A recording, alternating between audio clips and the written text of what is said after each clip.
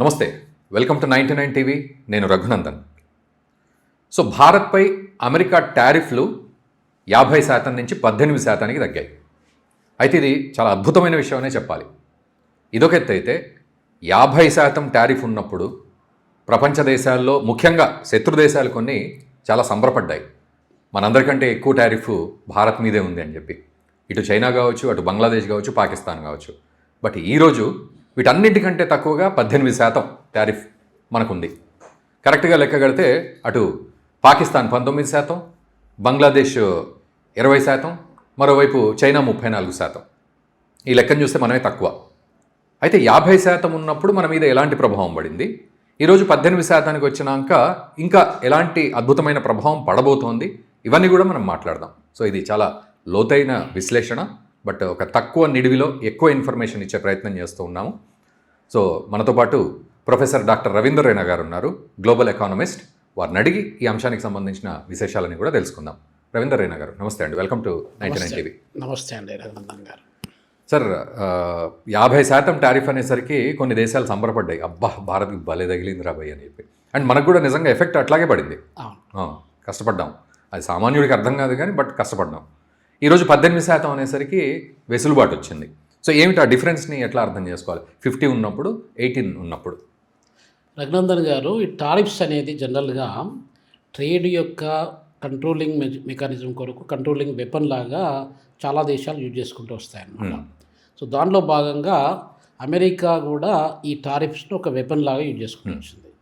ఒకప్పుడు మన మీద అంటే అమెరికన్ టారిఫ్ మన మీద 3.5%, అంటే 5% కంటే లోపు ఉంటుండేది అనమాట. అంటే 5 to 10% నార్మల్గా ఛార్జ్ చేస్తూ ఉంటారు. 15% to 20% అనేది చాలా ఎక్స్ట్రీమ్ అన్నట్లు లెక్క. అలాంటప్పుడు అమెరికా మనకు 3.5% ఉన్న టారిఫ్ని మామూలు అది గ్రాడ్యువల్గా 25% చేసి కూర్చుంది. 25% చేసి ఒక పాయింట్ ఏంటంటే యుక్రెయిన్కును రష్యాకు యుద్ధం అనేది దాదాపు 2022 ఫిబ్రవరిలో స్టార్ట్ అయింది. అంటే ఇప్పుడు 4 years, ఇప్పుడు మనకి ఇంకొక 1 week 10 days అయితే 4 years అవుతుంది. ఆ యుద్ధం ఆపడానికి అమెరికా సర్వ విధాలుగా ప్రయత్నం చేసింది. అప్పుడు ట్రంప్ పరిపాలనలో లేడు, బైడెన్ పరిపాలనలో ఉండేది. సర్వ విధాలుగా ప్రయత్నం చేసినా కూడా రష్యా సస్యమీర ఒప్పుకోలేదు. ఒప్పుకోకపోతే ఇప్పుడు రెండో వాళ్ళు ఎవరు మనకు దొరికేది? ఇండియా. చలో ఇండియాని పట్టుకోండి. ఇండియాని ఎందుకు పట్టుకోవాలంటే దాదాపు మనము ఒకప్పుడు 2% ఆయిల్ వాళ్ళ దగ్గర కొనుక్కునేది, దాదాపు 40% వరకు 38-40% వరకు ఆయిల్ కొనడము మనం స్టార్ట్ చేస్తాం. గత దాదాపు 3.5-4 years నుండి మన యొక్క మనం పర్చేజ్ చేసే ఆయిల్, పెట్రోలియము, గ్యాస్ ఇవన్నీ కూడా అరౌండ్ 38-40% మధ్యలో ఉన్నాయన్నమాట. అప్పుడు అమెరికాకు ఒక కారణం దొరికింది. ఆ కారణంలో భాగంగా మీరు ఆయిల్ ఎక్కువ కొంటున్నారు, మీరు ఆయిల్ కొనడం వల్లనే అగ్నికి ఆజ్యం పోసినట్టుగా మీరు రష్యాకును యుక్రెయిన్ యుద్ధంకు మీరు ఎక్కువ వాళ్ళకి స్టిమ్యులేట్ చేస్తున్నారు. అది స్టిమ్యులేషన్ ఆపాలంటే మీరు అది వాళ్ళ దగ్గర ఆయిల్ కొనడం ఆపేయండి అని చెప్పి ట్రంప్ గారు మన మీద ప్రెషర్ తీసుకొచ్చారు. ట్రంప్ గారు పరిపాలనలోకి వచ్చి దాదాపు 20th January 2025కి వచ్చాడు. 1 year అవుతుంది. ఈ 1 year నుండి ఎక్సర్సైజ్ స్టార్ట్ చేయడం పెట్టాడనమాట. 13th February 2025 నుండి ఈ free trade agreement, tariffs, international trade, ఈ ట్రాన్సాక్షన్స్ వీటన్నింటిని కూడా ఏవేవి మేజర్ కంట్రీస్ ఉన్నాయని చెప్పి చూసుకుంటూ వచ్చాడు. దాంట్లో భాగంగా ఈ టారిఫ్స్ ఇండియాని పట్టుకున్నాడంట. ఇండియా ఇప్పుడు సపోజ్ ఫర్ ఎగ్జాంపుల్ చైనా వాళ్ళు మనకంటే దాదాపు 49% ఆఫ్ ఆయిల్ వాళ్ళు రష్యా నుండి పర్చేజ్ చేస్తున్నారు. వాళ్ళని పక్కకు పెట్టిండు. వాళ్ళని పక్కకు పెట్టి వాళ్ళు ఇప్పుడు 34% మీరన్నట్టుగా 34% టారిఫ్ వాళ్ళు పే చేస్తుంటే మన 25% నుండి 50% పెంచేసాడు. అది పెంచేయడం వల్ల ఏం జరిగిందంటే రఘునందన్ గారు, మనకు 27th August 2025 లాస్ట్ ఇయర్లో మనకు ఆ రూల్ అనేది ఎఫెక్టివ్గా వచ్చిందనమాట, అమల్లోకి వచ్చింది. అమల్లోకి రావడం వల్ల ఏం జరిగింది, మనకు చూసినట్టయితే మనము అమెరికాకున్న ట్రేడు ఎంత వాల్యూ ఉన్నది, ఎంత వాల్యూ ఉన్నదని చూసుకున్నట్టయితే $87 billion trade, $87 billion. $87 billion Raghunandan గారు మనము వాళ్ళ దగ్గర నుండి మనం ఎక్స్పోర్ట్ చేసేది కొంత అయితే మన దగ్గర ఇంపోర్ట్ చేసుకునేది కూడా కొంత. ఇంపోర్ట్ ఎంత చేసుకుంటున్నాము? $41 బిలియన్ వరకు మనం ఇంపోర్ట్ చేసుకుంటాం. వాళ్ళకి ఎక్స్పోర్ట్ ఎక్కువ చేస్తున్నాం. 87 బిలియన్స్లో ఎక్స్పోర్ట్ అంటే మన ట్రేడ్ సర్ప్లస్ అనేది $46 బిలియన్ ట్రేడ్ సర్ప్లస్ మనకి ఇండియాకు ఉంది. అంటే ఇండియాకి అనేది అది అలా ఉండడం వల్ల ఇండియాకి అడ్వాంటేజ్ అనమాట. మనం ఎక్కువ డబ్బులు వాళ్ళ దగ్గర నుండి వస్తున్నాయి, మనకు తక్కువ డబ్బులు మనకు వాళ్ళకు పోతున్నాయి అనమాట. ఇలా ఉన్నప్పుడు ఆ ఇంటర్నేషనల్ ట్రేడ్లో మనకు మన ట్రేడ్ పార్ట్నర్స్కు ఏ కంట్రీ రిలేషన్ తీసుకున్నా కూడా మనకు అమెరికాకు చాలా అడ్వాంటేజెస్ సిచ్యువేషన్ ఉన్నట్టు లెక్క. ఇప్పుడు చైనా తీసుకోండి. చైనాకు మనకు దాదాపు $114 బిలియన్ ట్రేడ్ ఉంది. దాంట్లో వాళ్ళ దగ్గర మనం ఎంత పర్చేజ్ చేస్తున్నామని అంటే నియర్లీ 99 నుండి $100 బిలియన్ మనం పర్చేజ్ చేస్తున్నాం. అంటే వాళ్ళ ఎక్స్పోర్ట్ మనకు చేస్తున్నారు. మనం వాళ్ళకి ఎక్స్పోర్ట్ చేసేది 11 నుండి 14 బిలియన్ మాత్రమే. అంటే ఎంత ఉన్నదో చూడండి. అక్కడ ట్రేడ్ డెఫిసిట్ మనకు $100 బిలియన్ పైన ట్రేడ్ డెఫిసిట్ ఉంది. ఇక్కడ మనకు $46 బిలియన్ ట్రేడ్ సర్ప్లస్ ఉంది. సో దీనిలో భాగంగా ట్రంప్ గారు ఆ 50% ఎప్పుడైతే పెంచాడో, ఈ 50% ఎందుకు పెంచాడంటే యుద్ధం ఆపేయమని.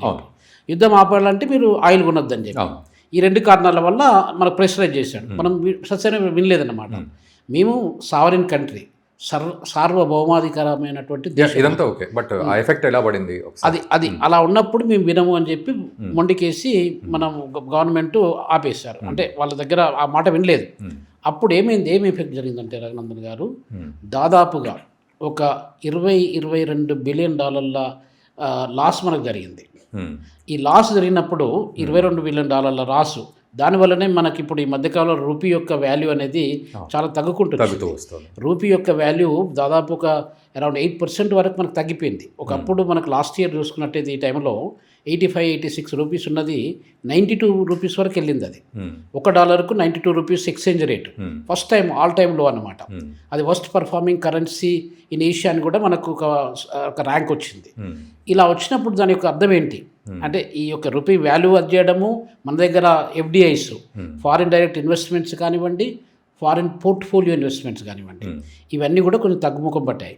తగ్గుముఖం పట్టడం వల్ల రూపీ మీద ప్రెషర్ పెరిగింది, డాలర్ యొక్క అప్రిషియేషన్ పెరుగుకుంటూ వచ్చింది. ఇలాంటి సంఘటనలు జరుగుకుంటూ వచ్చాయి. అప్పుడు గవర్నమెంట్ ఆఫ్ ఇండియా ఏం చేసిందంటే, మనము ఈ యొక్క ఒకే దేశం సింగిల్ విండో సిస్టమ్ అనమాట, ఒకే దేశానికి $87 బిలియన్ మనం ఎక్స్పోర్ట్ చేస్తున్నాము. ఇప్పుడు ఆల్టర్నేటివ్ కంట్రీస్ ఏ ఉన్నాయి మనకి? ఆల్టర్నేటివ్ కంట్రీస్ను వాళ్ళు ఒక 44 కంట్రీస్ని ఐడెంటిఫై చేశారు.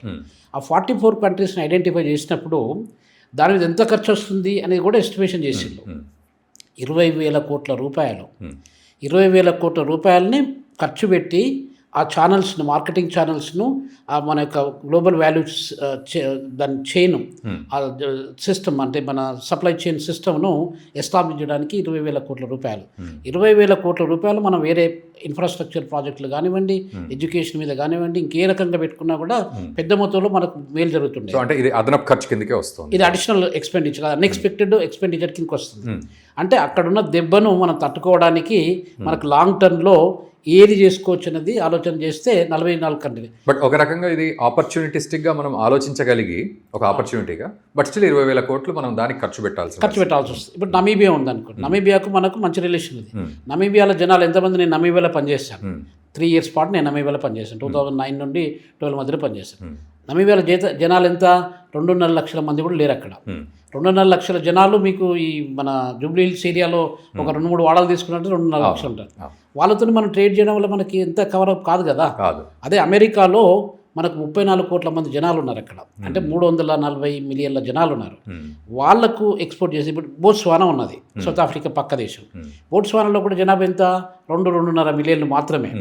సో ఇలా చిన్న చిన్న దేశాలు, అంటే అట్లాంటి 44 దేశాలు తీసుకొని 44 విండోల ద్వారా మీరు ఎక్స్పోర్ట్ చేయడం అనేది చాలా కష్టమైన భారతదేశానికి.